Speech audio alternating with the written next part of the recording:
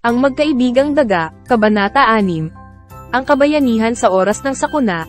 Sa ika-6 na yugto ng kanilang kwento, hinaharap ni Miguel at Sofia ang isa pang hamon na magpapatibay sa kanilang pagkakaibigan, ang pagharap sa isang malakas na sakuna. Isang araw, habang sila ay naglalakad sa gubat, biglang lumakas ang hangin at nagsimulang bumuhos ang malakas na ulan. Mabilis na lumaki ang agos ng tubig sa ilog at nagdulot ng panganib sa kanilang komunidad. Walang anumang panahon ang nasayang sa pagliligtas ng kanilang mga kapitbahay.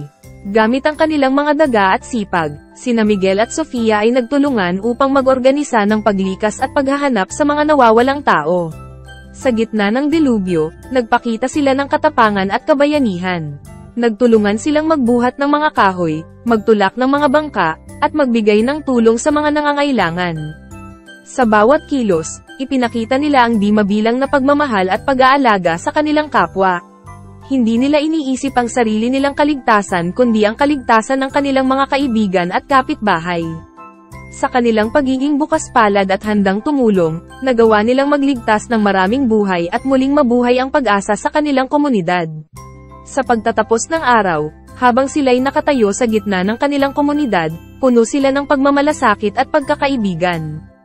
Ang kanilang kabayanihan sa oras ng sakuna ay nagdala ng liwanag sa madilim na sandali at nagpatibay sa kanilang pagkakaibigan ng higit pa. Moral ng kwento.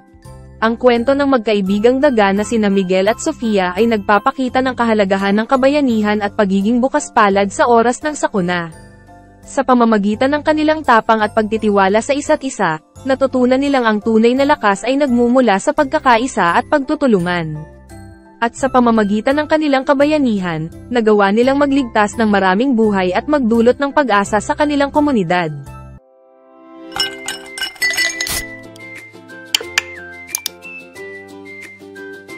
Please subscribe.